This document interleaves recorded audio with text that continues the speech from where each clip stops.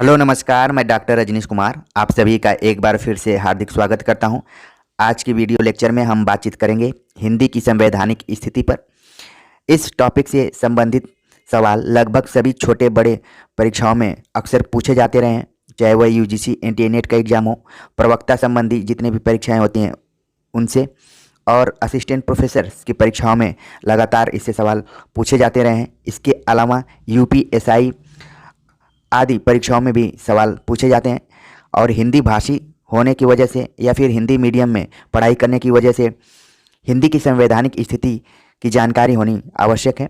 इससे संबंधित अगर कोई भी बुक आप पढ़ेंगे, चाहे वो प्रयोजन मूलक हिंदी से संबंधित हो जिसके राइटर दंगल झाल्टे हैं, या फिर अन्य लेखकों की किताबों को पढ़ेंगे, सभी में लगभग एक ही तथ्य दिए जाते हैं। इसका कारण है कि यह एक ऐसा टॉपिक है जो कि संविधान से जुड़ा हुआ है और इसमें एक वाक्य भी इधर से उधर अगर होता है तो फिर वो इस टॉपिक से संबंधित ठीक नहीं रहेगा। तो इस चीज़ को ध्यान में रखते हुए कोई भी किताब आप पढ़ेंगे, सब में एक ही फैक्ट दिया रहेगा, चाहे वो वस्तुनिष्ठ किताब हो, चाहे टेक्स्ट जो मूल किताब होती है वो किताब हो। ठीक है, तो हम ये देखने की कोशिश करेंगे कि जिस 14 सितंबर को हम हिंदी दिवस के रूप में मनाते हैं, उसको संविधान में किस तरीके से दर्जा दिया गया है, कितने कितने अनुच्छेदों में रखा गया है, संविधान के किस भाग में उसका अध्ययन किया गया है, उन अनुच्छेदों के अंतर्गत किन किन बातों को महत्व दिया गया है, इसको हम प्रतियोगी परीक्षा के दृष्टिकोण से देखने की कोशिश करेंगे। और मैं उन बिंदुओं को हाईलाइट करूंगा जो प्रायः परीक्षाओं में पूछे जाते रहे हैं। तो चलते हैं सीधे टॉपिक पर और देखते हैं कि जो हिंदी की संवैधानिक स्थिति है वो क्या है। पहले पहले पॉइंट पर अगर बात करें तो 14 सितंबर सन 1949 ईस्वी को भारतीय संविधान में हिंदी को राजभाषा का दर्जा दिया गया। ठीक है, राजभाषा का क्या दर्जा दिया गया है। वर्तमान समय में अगर आप विकिपीडिया खोलकर देखेंगे तो हिंदी के साथ साथ अंग्रेजी को भी पैरेलल रखा गया है। आप देखेंगे कि हिंदी के साथ साथ अंग्रेजी का भी प्रयोग होता रहा है राजभाषा के रूप में, और ये व्यवहारिक रूप में भी आपने देखा होगा कि जितने भी सरकारी नोटिस निकलते हैं उसमें से करीब 80 से 90% आपको नोटिस अंग्रेजी में मिलेंगे। और यहाँ तक कि जो मेन अगर कोई उद्घोषणा हो रही है तो उसको भी अंग्रेजी में ही बोला जाता है। कहा जाता है कि जो सरकारी कामकाज की भाषा होती है थोड़ा सा आम जन की भाषा से अलग होती है। ठीक है, तो आपको व्यवहारिक जीवन में कई बार नोटिस इत्यादि आई होगी तो उसको ट्रांसलेट करना पड़ा होगा हिंदी में।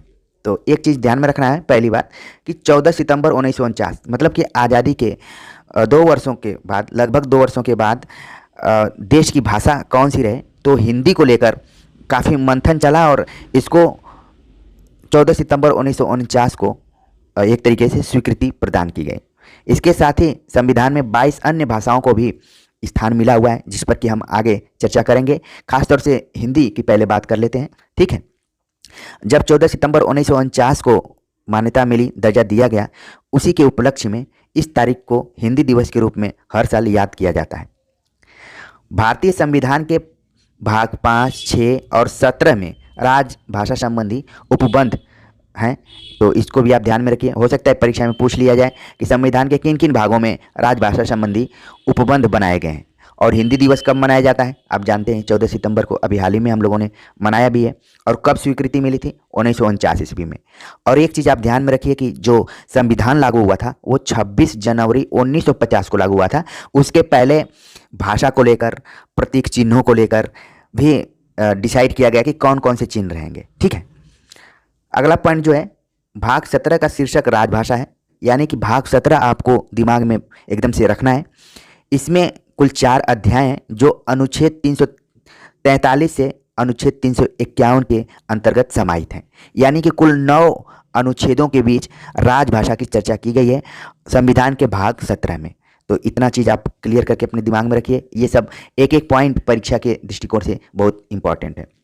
जो भी राजभाषा का निर्माण किया गया उसमें जो फार्मूला लिया गया है उसको कहा जाता है मुंशी आयंगर फार्मूला के नाम से भी विख्यात है।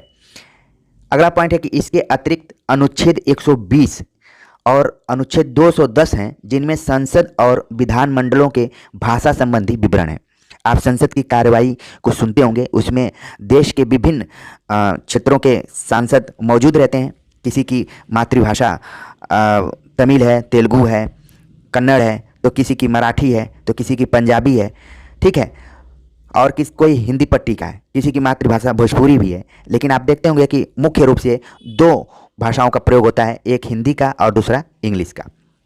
तो इसका प्रावधान किया गया है कि अनुच्छेद 120 और 210 जो है, 120 जो है वो एक संसद के लिए है और 210 जो अनुच्छेद है वो विधानमंडलों के लिए, यानी कि जो स्टेट लेवल की विधानसभाओं की कार्यवाही चलती है उसमें जो प्रयुक्त होती है भाषा।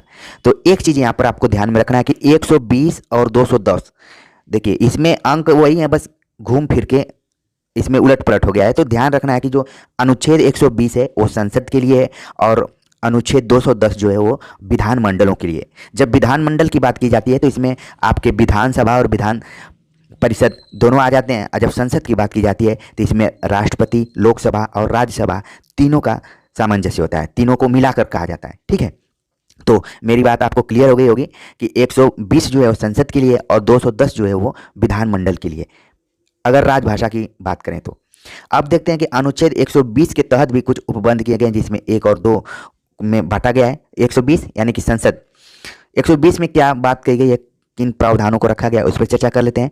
संविधान के अनुच्छेद 120 1 में कहा गया है कि संसद में कार्य हिंदी में या अंग्रेजी में किया जाएगा। तो अगर आपसे सवाल पूछा जाए कि किस अनुच्छेद में यह बात कही गई है कि संसद के जो भी कार्य होंगे अंग्रेजी या हिंदी में होंगे, ठीक है, हिंदी या अंग्रेजी में होंगे, तो आपका जवाब होगा अनुच्छेद 120 के अंतर्गत कहा गया। इसी में आगे कहा गया है कि यदि कोई व्यक्ति हिंदी में या अंग्रेजी में विचार प्रकट करने में असमर्थ है तो लोकसभा का अध्यक्ष या राज्यसभा का सभापति उसे अपनी मातृभाषा में बोलने की अनुमति दे सकता है। यहाँ पर एक काफ़ी इंपॉर्टेंट बात कही जा रही है कि मुख्य तौर पर हिंदी या अंग्रेजी में ही आप बात कर सकते हैं, लेकिन अगर आपको इन दोनों भाषाओं में से कोई भाषा नहीं आती है तो एक आपको छूट दी गई है, जो कि आप अपनी मातृभाषा में बोल सकते हैं। जब भी आप संविधान की पढ़ाई करते हैं, बात करते हैं, तो एक वाक्य उसमें आता है कि संविधान बहुत बड़ा है लेकिन उसके साथ ही लचीला भी है। तो एक तरीके से उसी का यहाँ पर उदाहरण दिया जा रहा है कि अगर कोई व्यक्ति हिंदी या अंग्रेजी को ठीक से नहीं जानता है, नहीं बोल पाता है, तो वो अपने मातृभाषा में भी अपने विचारों को रख सकता है। उसके लिए उसको लोकसभा के अध्यक्ष और राज्यसभा के जो सभापति हैं, यानी कि जो उपराष्ट्रपति हैं, उनसे वो अनुमति ले सकता है। तो जाहिर सी बात है कि अगर कोई इस तरीके की बात कहेगा तो उसको अनुमति मिल भी जाती है। अनुच्छेद 120(2) के तहत ये बात कही गई है कि जब तक संसद विधि द्वारा अन्यथा उपबंध न करे तब तक इस संविधान के प्रारंभ में 15 वर्षों की अवधि की समाप्ति के पश्चात यह अनुच्छेद ऐसे प्रभावी होगा मानो अंग्रेजी में शब्दों का उसमें लोप कर दिया गया हो। अर्थात 26 जनवरी 1965 से संसद का कार्य केवल हिंदी में होगा। तो इस अनुच्छेद के अंतर्गत ये कहा गया कि 14 सितंबर 1949 ईस्वी को हिंदी को राजभाषा के रूप में दर्जा तो मिल गया, लेकिन हिंदी उस तरीके से सरकारी कामकाजों में ठीक से काम करने के लिए अभी अपना स्वरूप निर्धारित कर रही थी। तो ये संविधान निर्माताओं ने खासतौर से जो राजभाषा के बारे में चिंतन कर रहे थे, उनका मानना था कि अभी लगभग हिंदी को व्यवस्थित रूप में खड़े होने में 15 वर्ष तक लग सकते हैं, इसलिए 15 वर्षों तक अंग्रेजी का भी प्रयोग होता रहना चाहिए। अगर 15 वर्ष के बाद हिंदी का स्वरूप एकदम सरकारी कामकाज के लिए ठीक हो जाता है तो फिर हिंदी में ही काम होने चाहिए। लेकिन वो जो 15 वर्ष थे, आज तक इन 15 वर्षों की अवधि समाप्त होने के बाद भी जो भी स्थिति चल रही है उससे आप लोग वाकिफ़ होंगे। ठीक है, खैर इसको ध्यान में रखने की ज़रूरत ये है कि जो भी संविधान में बातें कही गई हैं, अनुच्छेदों के अंतर बातें कही गई हैं, उनको आपको जानना जरूरी है। अब अनुच्छेद 210 के बारे में बात करते हैं। 210 में कहा गया कि राज्य के विधानमंडल में कार्य राज्य की राजभाषा या राजभाषाओं में हिंदी में या अंग्रेजी में किया जाएगा। ठीक है, ऊपर जो 120 था वो संसद के लिए था और 210 जो है वो विधानमंडलों के लिए। इसमें भी कहा गया कि राज्य विधानमंडल में राज्य की जो राजभाषा होगी वो हिंदी या अंग्रेजी में होगी। उसमें आपको बात अपनी रखना पड़ेगा, विचार करना पड़ेगा। इसी अनुच्छेद में आगे कहा गया कि विधानसभा का अध्यक्ष या विधान परिषद का सभापति ऐसे किसी सदस्य को अपनी मातृभाषा में बोलने की अनुमति दे सकता है जो उपयुक्त भाषाओं में किसी में भी विचार प्रकट नहीं कर सकता। तो सेम टू सेम वही बात कही गई है जो संसद में कहा गया कि अगर कोई व्यक्ति हिंदी या अंग्रेजी में नहीं बोल पाता है तो अपने मातृभाषा में बोलेगा, और वही बात विधान मंडलों में भी दोहराई गई कि अगर नहीं वो बात कर पाता है तो विधान परिषद का या फिर विधानसभा का जो भी अध्यक्ष होगा वो उसको छूट देगा कि वो अपनी बात मातृभाषा में कह सकता है। तो एक तरीके से 120 अनुच्छेद 120 और अनुच्छेद 210 के बारे में आपको संपूर्ण जानकारी हो गई होगी। खासतौर से इसमें हिंदी अंग्रेजी के साथ साथ मातृभाषाओं में भी अपनी बात रखने पर छूट दी गई है, जोर दिया गया है। ठीक है, अब हम सीधे चलते हैं, बात करते हैं कि जो हिंदी की संवैधानिक स्थिति की चर्चा की गई है अनुच्छेद 343 से लेकर 351 के बीच में, जो कि कुल 9 अनुच्छेदों में विभक्त है, और क्या क्या बात कही गई है उस पर। अगर 343 की बात करें तो इसके में कई पॉइंट्स इस अनुच्छेद में दिए गए हैं जो कि परीक्षा के दृष्टिकोण से बहुत ही इंपॉर्टेंट हैं और पूछे जाते रहे हैं। संविधान के अनुच्छेद 343 में कहा गया कि संघ की राजभाषा हिंदी और लिपि देवनागरी होगी। ये इंपॉर्टेंट फैक्ट है यहाँ पर कि संघ यानी कि जो यूनियन है, भारत संघ है, एक राज्यों का संघ है, इसकी जो राजभाषा होगी वो हिंदी और लिपि देवनागरी होगी। ठीक, तो अब आपको ध्यान में रखना है कि राजभाषा हिंदी और लिपि देवनागरी, इसीलिए कई बार लिपि से भी संबंधित सवाल आ जाते हैं जिस पर कि हम आगे चर्चा करेंगे। लेकिन आज इस लेक्चर के माध्यम से आपको अपने दिमाग में रखना है कि अनुच्छेद 343 के तहत ये प्रावधान किया गया है कि संघ की राजभाषा हिंदी और उसकी लिपि देवनागरी होगी। तो जब भी आपसे कोई पूछे कि हिंदी किस लिपि में लिखी जाती है तो आपका आंसर होना चाहिए कि देवनागरी लिपि में। ठीक है, कई बच्चों को नहीं पता रहता है, वो रोमन लिपि भी लिख देते हैं, लेकिन रोमन लिपि जो है वो अंग्रेजी की लिपि है। बाकी पंजाबी गुरुमुखी में लिखी जाती हैं। देवनागरी लिपि का प्रयोग अन्य कई भाषाओं में भी होता है, तो उस पर हम आगे चर्चा करेंगे। ठीक है, तो इसमें आप ध्यान में रखें कि अनुच्छेद 343 के तहत राजभाषा हिंदी और लिपि देवनागरी होगी। तो कभी भी आए तो आप आंख बंद करके तुरंत इसका जवाब दें। अगला जो महत्वपूर्ण पॉइंट है कि इसके अतिरिक्त संघ के शासकीय प्रयोजनों के लिए प्रयोग होने वाले भारतीय अंकों का अंतर्राष्ट्रीय रूप होगा। तो यहाँ पर भाषा और लिपि के साथ अंतर्राष्ट्रीय अंकों की बात कही गई है। अंतर्राष्ट्रीय अंकों, जब पहले हम हिंदी में लिखते थे तो इस तरीके से हम अंकों को बनाते थे। ठीक है, 1 2 3 4 ऐसे लिखा करते थे, लेकिन ये प्रावधान किया गया कि अगर जो अंतर्राष्ट्रीय अंक यूज किए जा रहे हैं 1 2 3 4 5, प्रायः सभी लोग जानते हैं। अब तो स्थिति ये हो गई है कि अगर किसी से हिंदी वाला अंक लिखने के लिए कहा जाए तो वो नहीं लिख पाएगा, क्योंकि ये अब उतना व्यवहारिक स्तर पर प्रयुक्त नहीं होता है। हाँ, बस एग्जाम्स में कभी कभी पूछा जा सकता है कि हिंदी में इसको कैसे लिखेंगे। तो क्योंकि संविधान में ये प्रावधान ही कर दिया गया है कि शासकीय प्रयोजनों के लिए प्रयोग होने वाले भारतीय अंकों का रूप क्या होगा, अंतर्राष्ट्रीय स्तर का होगा। अंतर्राष्ट्रीय जो अंक प्रयुक्त किए जाते हैं वही होगा। तो बात आपको समझ में आ गई होगी। ये बात अनुच्छेद 343 के अंतर्गत ही कही गई है। इसी में अगला प्रावधान किया गया कि इसी अनुच्छेद में यह भी संकेत किया गया है कि शासकीय प्रयोजनों के लिए अंग्रेजी भाषा का प्रयोग 15 वर्षों तक होता रहेगा। ठीक है, यानी कि 1949 में हुआ और 15 वर्षों तक 1964-65 तक इसका प्रयोग होता रहेगा शासकीय प्रयोजनों के लिए। ठीक है, अंग्रेजी भाषा का। लेकिन इसका ये परिणाम हुआ कि यह प्रयोग आज तक ही चलता रहा। बीच में क्योंकि राजनीति हो गई, भाषा के आधार पर अलग अलग राज्य बनने शुरू हो गए और एकता अखंडता को लेकर काफ़ी दिक्कतें होने लगी, इसलिए जो भी हिंदी और अंग्रेजी अभी भी प्रयुक्त हो रही हैं उसमें अंग्रेजी का दबदबा कुछ ज़्यादा ही है। तो आपको बस जानकारी के लिए इतना ध्यान में रखना है। बाकी जब आप चिंतन करेंगे, इस पर आर्टिकल लिखेंगे तो अपने विचार उस पर अभिव्यक्त कर सकते हैं। लेकिन परीक्षा के दृष्टिकोण से अगर पूछ दिया जाए कि अनुच्छेद 343 के तहत किन किन बातों को कहा गया है, तो पहला तो है कि राजभाषा हिंदी होगी और उसकी लिपि देवनागरी। दूसरा है कि शासकीय प्रयोजनों में प्रयोग होने वाले भारतीय अंक अंतर्राष्ट्रीय होंगे। तीसरा है कि जब तक हिंदी अपने स्वरूप को विकसित नहीं कर लेती है तब तक अंग्रेजी का प्रयोग होता रहेगा और इसका समय दिया गया था 15 वर्षों तक। तो ये भी ध्यान में रखिए, परीक्षा में इस तरीके से सवाल पूछे जा सकते हैं सैद्धांतिक रूप में। अब हम बात करते हैं अनुच्छेद 344 में। 344 के अंतर्गत क्या बात कही गई है उसको ध्यान में रखिए। 344 में यह कहा गया कि अनुच्छेद 344 के अंतर्गत व्यवस्था की गई कि संविधान के आरंभ में 5 वर्ष बाद राष्ट्रपति एक आयोग गठित करेगा जो हिंदी के प्रयोग के विस्तार पर सुझाव देगा, जैसे किन किन कार्यों के लिए हिंदी का प्रयोग किया जा सकता है। तो एक चीज़ ध्यान में रखिए, सवाल कई बार पूछा जाता है कि किस अनुच्छेद के तहत यह प्रावधान किया गया है कि राष्ट्रपति एक राजभाषा आयोग का गठन करेंगे। ठीक है, और 5 वर्षों में वो जो आयोग गठित किया जाएगा वो एक रिपोर्ट प्रस्तुत करेगा कि कैसे हिंदी का विस्तार किया जाए, सुझाव भी देगा इसके लिए। तो ये एक इम्पॉर्टेंट है, ये एग्जाम में पूछा भी गया है कि किस अनुच्छेद के अंतर्गत राष्ट्रपति आयोग का गठन कर सकते हैं और वह आयोग 5 वर्षों के बाद एक रिपोर्ट प्रस्तुत कर सकता है। अगला पॉइंट इसमें है कि न्यायालयों में हिंदी का प्रयोग कैसे बढ़ाया जाए, अंग्रेजी का प्रयोग कहाँ व किस प्रकार सीमित किया जा सकता है आदि।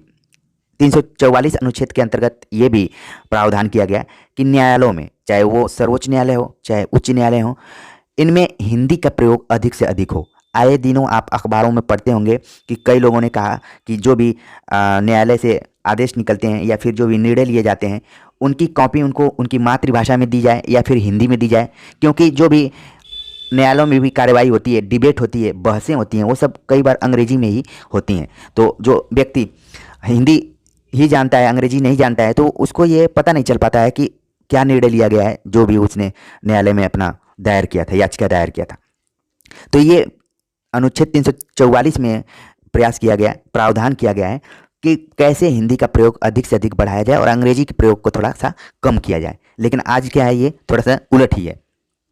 इसी अनुच्छेद में बात कही गई कि इस प्रकार का आयोग संविधान आरंभ से 10 वर्षों के बाद भी गठित किया जा सकता है। ये आयोग भारत की उन्नति को, प्रक्रिया तथा अहिंदी भाषी वर्गों के हितों को ध्यान में रखते हुए अनुशंसा करेंगे, क्योंकि भारत में अनेक भाषाएं बोली जाती हैं, तो किसी पर हिंदी न थोपी जाए। जो अहिंदी भाषी प्रदेश हैं उनकी भी चीज़ों को ध्यान में रखा जाए।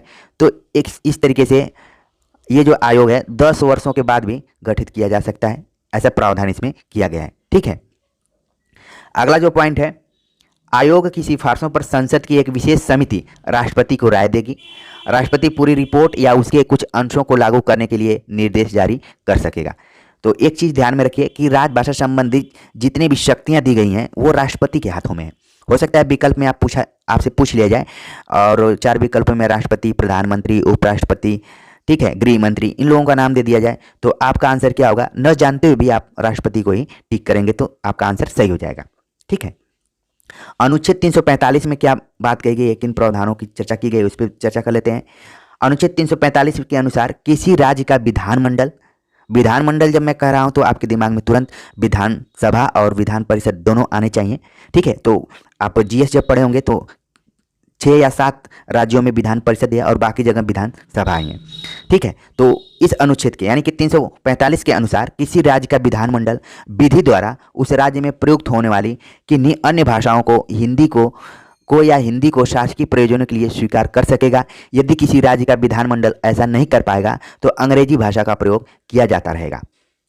तो अब आपको समझ में आएगा कि अंग्रेजी भाषा का प्रयोग ज़्यादा क्यों होता है, क्योंकि हम अनुच्छेदों में ये प्रावधान किया गया कि चाहे वो विधानमंडल हो, विधानमंडल के अंतर्गत विधानसभा या विधान परिषद, या फिर उस राज्य में कोई अन्य भाषा है, ठीक है, जो कि हिंदी के साथ साथ उसको बोलने वालों की संख्या ज़्यादा है, तो विधानमंडल ये स्वीकार नहीं कर पा रहा है कि अन्य भाषा होनी चाहिए कि हिंदी ही होनी चाहिए, तो वो क्या करेगा कि अंग्रेजी का प्रयोग करता रहेगा। बाद में चीज़ों को अनुदित करके समझाया जा सकता है अगर कोई किसी को नहीं समझ में आ रहा है। तो अनुच्छेद 345 के अंतर्गत आपको ध्यान में रखना है कि राज्य का विधानमंडल विधि द्वारा उस राज्य में प्रयुक्त होने वाली या किन्हीं अन्य भाषाओं को या हिंदी को शासकीय प्रयोजनों के लिए स्वीकार कर सकेगा। यदि नहीं कर पाता है तो अंग्रेजी भाषा का प्रयोग होता रहेगा। अनुच्छेद 346 के अंतर्गत जो चर्चा की गई है कि इसके अनुसार संघ द्वारा निर्धारित भाषा एक राज्य और दूसरे राज्य के बीच में किसी राज्य और संघ की सरकार के बीच पत्र आदि की भाषा जो होगी वो राजभाषा होगी। यानी कि पत्र व्यवहार की जो भाषा होगी वो राजभाषा होगी। अगला इसी में पॉइंट है कि यदि 2 या 2 से अधिक राज्य परस्पर हिंदी भाषा को स्वीकार करना चाहें तो वो उसका प्रयोग कर सकते हैं। ठीक है, तो अनुच्छेद 346 के अंतर्गत 1 से अधिक राज्यों के बीच में जो पत्र व्यवहार की बात कही गई है उसमें यह है कि अगर जो राज्य हैं वो हिंदी भाषा में अपनी बात को आदान प्रदान कर सकते हैं तो वो स्वतंत्र कर सकते हैं। अनुच्छेद 347 के अंतर्गत जो प्रावधान किया गया है कि अनुच्छेद 347 के अनुसार यदि किसी राज्य की जनसंख्या का पर्याप्त भाग चाहता हो कि उसके द्वारा बोली जाने वाली भाषा को उस राज्य में दूसरी भाषा के रूप में मान्यता दी जाए तो इसके लिए लोकप्रिय मांग की जाए तो राष्ट्रपति यह निर्देश दे सकेगा कि ऐसी भाषा को उस राज्य में सर्वत्र या उसके किसी भाग में ऐसे प्रयोजन के लिए वो विनिर्दिष्ट करे, शासकीय मान्यता दी जाए। कहने का मतलब है कि अनुच्छेद 347 के अंतर्गत ये प्रावधान किया गया है कि हिंदी अंग्रेजी के अलावा उस किसी भी राज्य में कोई अन्य भाषा बहुत ज़्यादा लोगों के से बोली जाती है तो उस भाषा को भी राजभाषा का दर्जा दिया जा सकता है, लेकिन इसके लिए राष्ट्रपति से अनुमति लेनी पड़ेगी। अगर राष्ट्रपति अनुमति दे देते हैं तो वो तीसरी भाषा के रूप में भी राजभाषा के रूप में कार्य कर सकती है। यानी कि अगर इसमें भी सवाल आ जाए कि कौन मान्यता दे सकता है, तो आपका आंसर राष्ट्रपति होगा। तो एक चीज़ में ध्यान में रखिए कि राजभाषा से संबंधित जो भी निर्णय लेने की क्षमता है वो सब राष्ट्रपति के अंतर्गत। अनुच्छेद 348 के बारे में चर्चा करें तो अनुच्छेद 343 में कहा गया है कि जब तक संसद विधि द्वारा कोई उपबंध न करे तब तक उच्च न्यायालय, उच्चतम न्यायालय और उच्च न्यायालयों की सभी कार्रवाइयाँ अंग्रेजी में ही होंगी। तो मतलब कि संसद, आप जानते हैं कि कानून बनाने का जो निर्णय होता है वो संसद के हाथ में होता है। तो वो जब तक विधि द्वारा, मतलब कानून द्वारा कोई ऐसा उपबंध न करें तब तक उच्च न्यायालय, हाई कोर्ट और सुप्रीम कोर्ट की जो भाषा होगी वो क्या होगी, अंग्रेजी में होगी। इसके अतिरिक्त निम्नलिखित विषयों के प्राधिकृत पाठ अंग्रेजी में होंगे। और इसमें दूसरी बात यह कही गई कि जो भी बातें होंगी, बातें तो हिंदी और अंग्रेजी दोनों में होंगी, लेकिन जो उसका मानक रूप होगा उसको अंग्रेजी वाला ही मानना पड़ेगा। इसलिए कई बार जब आप एग्जाम देने जाते होंगे तो हिंदी और अंग्रेजी दोनों भाषाओं में पेपर बना रहता है, लेकिन जब भी कन्फ्यूजन की बात आती है या फिर कोई विवाद की स्थिति उत्पन्न होती है तो अंग्रेजी में जो दिए गए क्वेश्चंस होते हैं, जो मीडियम होता है उसको ही हम मानक मानते हैं, उसको सही माना जाता है। ठीक है, इसी तरीके से जब भी कहीं कुछ गड़बड़ी की बात आती है तो हिंदी के पाठ को सही नहीं माना जाता है, क्योंकि उसको माना जाता है कि ये अनुदित किया गया है। इसी को लेकर यूपीएससी में एक बार आंदोलन भी छिड़ा था कि हिंदी मीडियम के जो भी पेपर बनाए जाते हैं वो अंग्रेजी के सीधे सीधे अनुवाद किए जाते हैं, या यूँ कहें कि गूगल ट्रांसलेट कर दिए जाते थे। इसलिए हिंदी मीडियम के बच्चों को कई बार प्रश्न ही समझ में नहीं आता था। और अंग्रेजी मीडियम तो यहाँ पर बताया जा रहा है कि वही प्राधिकृत जो पाठ है वो मान्य होगा। तो अंग्रेजी में ज़्यादा दिक्कत नहीं होती है, इसीलिए आप देखेंगे कि ज़्यादा जोर अब अंग्रेजी पर दिया जाने लगा है। कारण भी है इसका, व्यवहारिक रूप में आप देखें तो अनुच्छेद 348 के अंतर्गत ही एक और बात कही गई कि संसद के प्रत्येक सदन या किसी राज्य के विधानमंडल के प्रत्येक सदन में प्रस्तुत किए जाने वाले सभी विधेयक या उनके प्रस्तावित संशोधन अंग्रेजी या हिंदी में होंगे। संसद या किसी राज्य के विधानमंडल द्वारा पारित सभी अधिनियम और राष्ट्रपति या किसी राज्य के तहत राज्यपाल द्वारा जारी किए गए अध्यादेश, ये सब जो अंग्रेजी में प्राधिकृत पाठ होंगे उसी को सही माना जाएगा। ठीक है, इसी में अगला पॉइंट कहा गया कि संविधान के अधीन अथवा संसद या किसी राज्य के विधानमंडल द्वारा बनाई गई किसी विधि के अधीन जारी किए गए सभी अध्यादेश, विनिमय और उपविधियां, ये सब अंग्रेजी के ही माने होंगे। इसी अनुच्छेद में यह भी स्पष्ट किया गया कि किसी राज्य का राज्यपाल राष्ट्रपति की पूर्व अनुमति से उच्च न्यायालय की कार्रवाई के लिए हिंदी भाषा या उस राज्य में मान्य भाषा का प्रयोग प्राधिकृत कर सकेगा, पर यह बात उस न्यायालय द्वारा दिए गए निर्णय, डिक्री, आदेश पर लागू नहीं होगी। ठीक है, तो ये बातें हैं 348 अनुच्छेद के अंतर्गत। अब 349 अनुच्छेद में देखते हैं क्या बात कही गई है। अनुच्छेद 349 के अनुसार संसद यदि राजभाषा से संबंधित कोई विधेयक या संशोधन प्रस्तावित करना चाहे तो राष्ट्रपति की पूर्व मंजूरी लेनी पड़ती है। देखिए यहाँ पर फिर से राष्ट्रपति की अहम भूमिका है। राष्ट्रपति आयोग की सिफारिशों पर और उन सिफारिशों पर गठित रिपोर्ट पर विचार करने के पश्चात ही अपनी मंजूरी देगा या अन्यथा नहीं दे सकता है। अनुच्छेद 350 में बात कही गई है। अनुच्छेद 350 के अंतर्गत उन वर्गों पर विशेष ध्यान दिया गया है जो भाषाई आधार पर अल्पसंख्यक वर्ग में आते हैं। भाषाई आधार पर अल्पसंख्यक वर्गों में आते हैं, उनको अनुच्छेद 350 में विशेष ध्यान दिया गया है।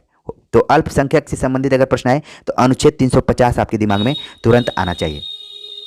इस अनुच्छेद के अनुसार राष्ट्रपति एक विशेष अधिकारी की नियुक्ति करेगा जो इन वर्गों से संबंधित विषयों पर रक्षा उपाय करेगा। इसके साथ ही अल्पसंख्यक बच्चों की प्राथमिक शिक्षा उनकी मातृभाषा में दिए जाने की पर्याप्त सुविधा सुनिश्चित की जाएगी।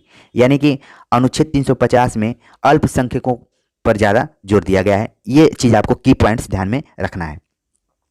अनुच्छेद 351 की बात करें तो इसमें जो बात की गई है, इसमें कहा गया कि संघ का यह कर्तव्य होगा कि वह हिंदी भाषा का प्रसार बढ़ाए, उसका विकास करे, ताकि वह भारत की सामाजिक संस्कृति के तत्वों की अभिव्यक्ति का माध्यम बन सके और उसकी प्रकृति में हस्तक्षेप किए बिना हिंदुस्तानी के और 8वीं अनुसूची में बताई गई अन्य भाषाओं के प्रयुक्त रूप, शैली और पदों को आत्मसात करते हुए और जहाँ भी आवश्यक या वांछनीय हो वहाँ उसके शब्द भंडार के लिए मुख्यतः संस्कृत से और गौणतः अन्य भाषाओं से शब्द ग्रहण करते हुए उसकी समृद्धि सुनिश्चित करे। तो कई बार एग्जाम में पूछा जाता है कि संविधान के किस अनुच्छेद में हिंदी के प्रचार प्रसार संबंधी बातें कही गई हैं, तो आपका आंसर होगा अनुच्छेद 351 के अंतर्गत।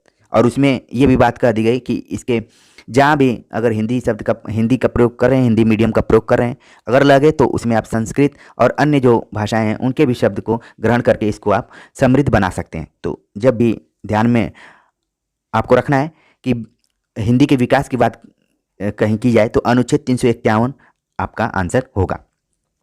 अगर संविधान में कुल भाषाओं की चर्चा करें तो कुल 22 राजभाषाएं हैं, ठीक है, उनको मान्यता दी गई है। एक बहुत ही चर्चित सवाल आता है कि 8वीं अनुसूची में भोजपुरी को राजभाषा का दर्जा दिया गया है कि नहीं दिया गया है, या फिर विकल्प में हमेशा भोजपुरी रहता है। सवाल रहता है कि किसको नहीं दिया गया है, तो भोजपुरी विकल्प में रहती है। तो ध्यान में रखिए कि भोजपुरी को भी राजभाषा की दर्जा उसको नहीं प्राप्त है, ठीक है। मुख्य रूप से 22 हैं, कई बार संख्या भी पूछ देता है, तो ध्यान में रखिए 22 को।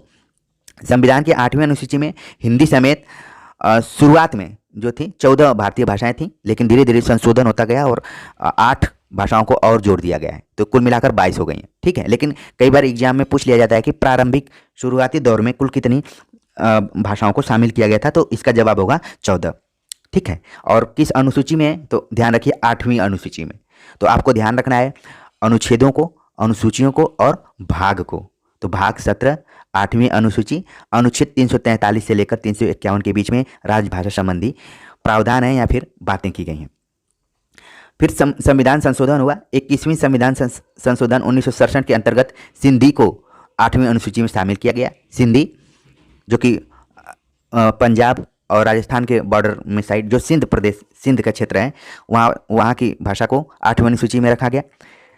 अनुच्छेद संविधान के 71वें संविधान संशोधन अधिनियम 1992 के द्वारा 8वीं अनुसूची में नेपाली, मणिपुरी और कोंकणी को जोड़ा गया।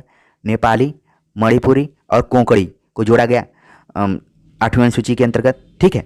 फिर 92वें संविधान संशोधन के द्वारा सन 2003 में 8वीं अनुसूची के तहत मैथिली, डोंगरी, बोडो और संथाली को शामिल किया गया। तो एक चीज़ ध्यान में रखिए, हो सकता है पूछा जाए कि संविधान के 21वें संशोधन 1967 में कितनी भाषाओं को जोड़ा गया, तो एक भाषा। फिर 71वें संशोधन के अंतर्गत 1992 में जोड़ा गया कुल 3 भाषाओं को। 2003 में 4 भाषाओं को, तो लगातार देख रहे हैं भाषाओं की संख्या बढ़ती जा रही है इसमें, ठीक है। तो 4 3 7 1 8, तो इन्हीं को जोड़ा गया है। आखिरी जो भाषाओं को जोड़ा गया था सन 2003 में, इसके बाद से किसी को नहीं जोड़ा गया है। तो इन्हीं तीनों को भी आपको ध्यान में रखना है। 21वीं, 71वें और 92वें संशोधन के तहत क्रमशः 1967, 1992, 2003 में 1 3 4 भाषाओं को जोड़ा गया है, मतलब 8 भाषाओं को इस तरीके से जोड़ दिया गया है। तो अलग अलग आपको ध्यान में रखना है कि आखिरी बार मैथिली, डोंगरी, बोडो, संथाली, कई बार विकल्प में पूछ दिया जाता है कि सन 2003 में किन किन भाषाओं को जोड़ा गया था, तो इन भाषाओं को भी अपने दिमाग में आपको रखना पड़ेगा। संविधान के अनुच्छेद 344(1) के तहत और अनुच्छेद 351 में 8वीं अनुसूची में जो भारतीय भाषाओं को शामिल किया गया है उनकी संख्या कुल कितनी है, 22 है। अब वो कौन कौन सी हैं उनको मैं पढ़ दे रहा हूँ। असमिया, नेपाली, मणिपुरी, बांग्ला, उड़िया, कश्मीरी, सिंधी, पंजाबी, संस्कृत, हिंदी, उर्दू, गुजराती, मराठी, कन्नड़, कोंकणी, मलयालम, तेलुगु, तमिल, बोडो, मैथिली, संथाली और डोगरी। तो इस तरीके से कुल 22 भाषाएं हो गई हैं। ध्यान में रखना है कि हिंदी के बाद अगर देखा जाए संख्या के दृष्टिकोण से तो भोजपुरी की संख्या बहुत ज़्यादा है, लेकिन इसको अभी 8वीं अनुसूची के अंतर्गत नहीं रखा गया है। तो उम्मीद है कि राजभाषा से संबंधित जितनी भी महत्वपूर्ण बातें थी, की पॉइंट्स थे, वो आप सभी को समझ में आ गए होंगे। इससे अगर कोई सवाल आता है तो आप 100% उसे सही करने की कोशिश करेंगे। तो कमेंट्स कर जरूर बताइए कि आज का टॉपिक या लेक्चर आप सभी को कैसा लगा। मिलते हैं नए टॉपिक के साथ, तब तक के लिए